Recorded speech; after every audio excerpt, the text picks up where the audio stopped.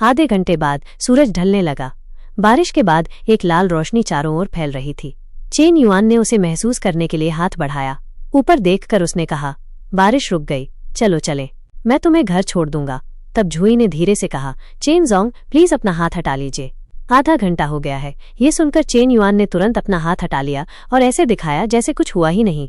उसने जवाब दिया, ओह हाँ माफी, मैं तो बस इस डर से था कि कहीं तुम्हें ठंड न लग जाए।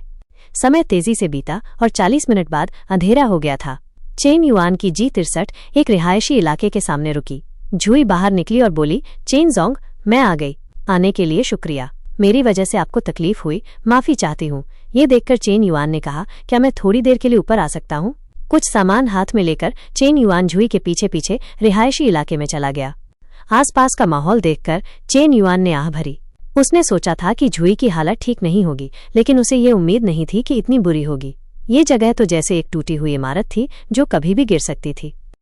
जब झुई ने उसे पीछे आते देखा तो वह पलटकर बोली, आप जरूर आ सकते हैं, लेकिन मुझे परिवार के लिए खाना बनाना है, तो मेरे पास आपका स्वागत करने का समय नहीं होगा। चेन युआन ने जवाब दिया, आप जाइए, जो करना है कीजिए, मैं बस थोड़ी देर बैठूंगा और फिर चला जाऊंगा। जैसे ही वे अंदर गए, लोग चेन युआन की G63 को देखकर आपस में बातें करने लगे। एक आंटी ने पूछा, ये कौन सी गाड़ी है? सस्ती तो बिल्कुल नहीं लगती।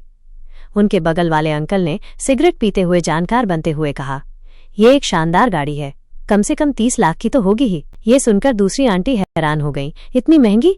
उन्होंने पूछा, तो क्या वो नौजवान झुई का बॉयफ्रेंड है? बगल वाली आंटी जोर से हंसी और जवाब दिया, वो तो पहले से ही मिलने के लिए गिफ्ट लेकर उसके घर आ रहा है। मुझे लगता है ये बात तो 8-9% पक्की है। आंटी डी ने अपने पंखे से मुंह ढका मुस्कुराते हुए सहमति दी। इस झुई के अच्छे दिन आ गए हैं, उसे अब और मुश्किल जिंदगी नहीं जीनी पड़ेगी। जैसे ही उन्होंने ये कहा, उनका चेहरा तुरंत बदल गया और उन्होंने एक खतरनाक नजर से कहा, ये जरूरी नहीं, अमीर लोग अपनी बराबरी वालों को पसंद करते हैं, ऐसी फैमिली पर क्यों नजर डालेंगे? दूसरी आंटी ने तुरंत हामी भरी, मुझे भी यही लगता है, ये अमीर बच्चे बस खेल रहे हैं। दुनिया में कितनी सीधी साधी और अच्छी लड़कियां हैं, वे किसी ऐसी लड़की को क्यों देखेंगे जिसका बाप मर चुका है और माँ अपाहिज है और जिसके साथ एक बोझ भी है। उनकी बातें सुनकर बगल वाले अंकल तुरंत वहां से चले गए और जमीन पर थूकते हुए बोले, आप दोनों को अपनी जबान संभालनी चाहिए और तमीज से बात करनी चाहिए। अब चेन युआन के पास वापस आते हैं। जैसे ही वो एक अपार्टमेंट के पास पहुंचा, एक छोटा लड़का झुई को देखकर खुशी से बाहर भागा और बोला, दीदी आप वापस आ गई।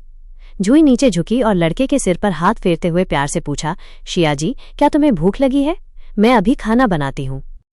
ये देखकर चेन युआन ने कहा, क्या ये तुम्हारा छोटा भाई है?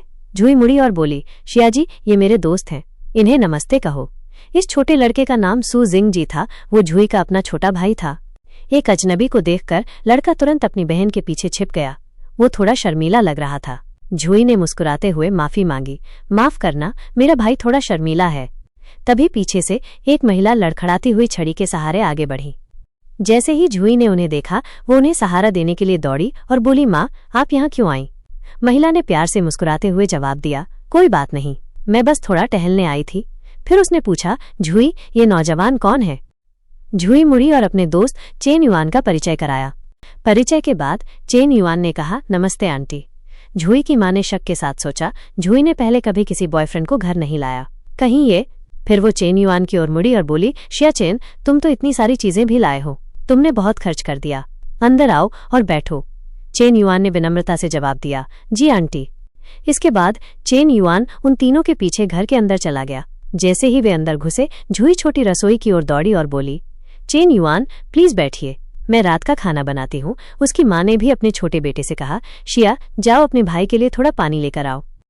समय बीता और 30 मिनट बाद थाईलैंड के कंबोडिया पर हमले से लेकर रूस के यूक्रेन पर हमले तक दुनिया भर की बातों पर बात करने के बाद झुई आखिरकार रसोई से कई प्लेट खाना लेकर बाहर आई और बोली, खाना तैयार है सब लोग, चलो खाते हैं। देखते ही देखते खाना मेज पर लग गया। छोटे लड़के शिया जी ने अपनी बहन को देखकर मुस्कुराया और कहा, वाह आप जो खाना बनाती हो वो सबसे अच्छा होता है। झुई की माँ ने भी चेन युआन की ओर देखकर प्यार से मुस्कुराया और कहा, ये बस एक साधारण घर का खाना है, अगली बार जब शिया चेन आएगा तो मैं पहले से तैयारी करूंगी और फिर मैं तुम्हें शानदार दावत दूंगी। चेन युआन मुस्कुराया और जवाब दिया, आप बहुत दयालु हैं आंटी, आपका खाना खाकर मैं बहुत खुश हूँ। झुई की माँ ने ये सुना और कहा, ऐसा है क्या? अगर तुम्हें पसंद है तो और खाओ। परिवार की हालत देखकर चेन युआन को झुई के लिए बुरा लगा। उसने सोचा, कोई हैरानी की बात नहीं कि जुही का स्वभाव इतना अलग है। इतनी कम उम्र में ही वो घर का सहारा बन गई है। उसके पास खुद को काबिल बनाने के अलावा कोई चारा नहीं था। खाना खाने के बाद चेन युआन ज्यादा देर नहीं रुका। उसने परिवार को अलविदा कहा और जाने लगा। उसके दिल में थोड़ी उदासी थी। जैसे ही वो दरवाजे तक पहुंचा, जुही उसके पीछे आई और आवाज लगाई, चेन जोंग, प्लीज रुकिए। जब आप आए थे तो आप इतनी सारी चीजें लाए, मुझे पैसे वापस करने दीजिए। जब वो क्यूआर कोड स्कैन करने के लिए अपना फोन उठा रही थी, चेन युआन ने हाथ बढ़ाकर उसके हाथ से फोन ले लिया और कहा, थोड़ी देर के लिए मुझे तुम्हारा फोन दो। जुही हैरान रह गई। कुछ देर तक फोन पर कुछ करने के बाद उसने फोन जुही को वापस कर दिया, मुड़ा और हाथ हिलाकर चला गया और कहा, मैं पहले जा रहा हूँ, अलविदा, अगली बार मिलते हैं। तभी जुही ने अपने फोन पर एक संदेश देखा, आईसीबीसी, आपके XXX खाते में 13 मई को 1942 बजे 50,000 युआन आए हैं। संदेश पढ़ने के बाद जुही को झटका लगा। उन्होंने मुझे 50,000 युआन भेज दिए। कुछ देर तक वो सदमे में रही। फिर जुही ने जल्दी से खिड़की से सिर बाहर निकाला और आवाज लगाई, चेन युआन रुको। लेकिन चेन युआन ने उसे अनदेखा किया और ऐसे चला गया जैसे उसने कुछ सुना ही न हो। गाड़ी रोककर उसने मन ही मन सोचा, 50,000 युआन मेरे लिए कुछ नहीं है, लेकिन ये जुही के परिवार की जिंदगी को बेहतर बनाने के लिए काफी है। उसने सोचा, मुझे नहीं पता कि वो इसे स्वीकार करेगी या नहीं, क्योंकि उसके सिर के ऊपर कोई पसंदगी के अंक दिखाई नहीं दे रहे। धत्त, क्या होगा अगर वो इसे नहीं चाहेगी? चेन युआन वापस गाड़ी में बैठ गया। उसका दिमाग अभी भी चल रहा था, लेकिन मुझे लगता है कि कुछ जो मेरे पास से चला गया था वो वापस आ रहा है। वो क्या हो सकता है? तभी फोन बजा। किसने कॉल किया है ये देखकर चेन युआन ने उठाया। छोटी सेक्रेटरी, बोलो। दूसरी तरफ से फू यिंगजी ने तुरंत बताया, बॉस, 653 आवेदनों में से 12 लोगों को चुना गया है। अनुपात 1 महिला और 11 पुरुष है। मैंने उस महिला उम्मीदवार की इलेक्ट्रॉनिक फाइल और कुछ तस्वीरें आपके मेलबॉक्स में भेज दी हैं, बॉस। चेन युआन ने संतुष्टि से जवाब दिया, बहुत बढ़िया, इस महीने बोनस। आंजी ने खुशी से कहा, धन्यवाद बॉस, आप काम करते रहिए, अगर कुछ चाहिए तो कॉल कर लीजिएगा, मैं पहले फोन रखती हूँ।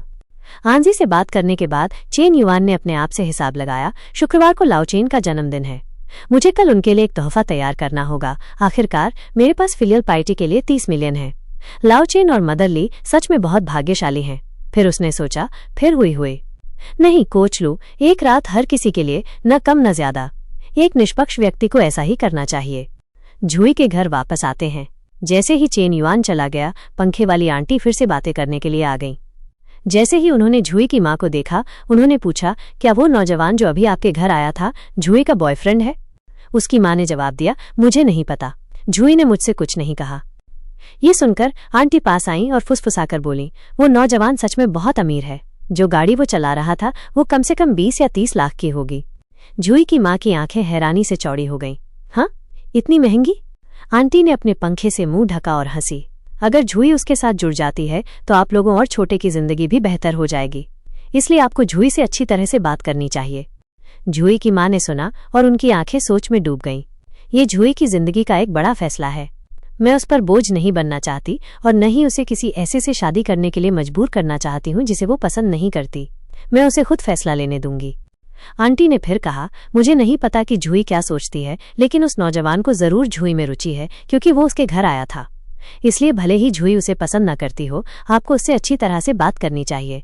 ये कहने के बाद वो ज्यादा देर नहीं रुकी और चली गई। कुछ ही कदम दूर एक और महिला ने, जिसने ये सब सुना था, कहा, तुम लोग बहुत ज्यादा सोचने लगे हो, है ना? वो नौजवान तो बस थोड़ी देर के लिए बैठने आया था और तुम अभी से डेटिंग के बारे में सोचने लगी हो। पंखे वाली आंटी ने जवाब दिया, वो घर आ चुका है तो इसका मतलब है कि उसका इरादा जरूर है। दूसरी महिला ने ठंडी सांस भरी। हो सकता है कि पहले उसका इरादा था, लेकिन एक बार जब उसने परिवार की हालत देखी तो वो इरादा हवा में गायब हो गया होगा। ये सब बातें दरवाजे के पीछे जुही की मां के कानों तक पहुंच गईं। ये सुनकर उनका दिल अपनी बेटी के लिए दुख से भर गया। फिर वो रसोई में गईं, जहां जुही साफ सफाई कर रही थी, और बोली, जुही, मैं तुमसे कुछ पूछ रही हूँ, तुम्हें मुझे सच बताना होगा।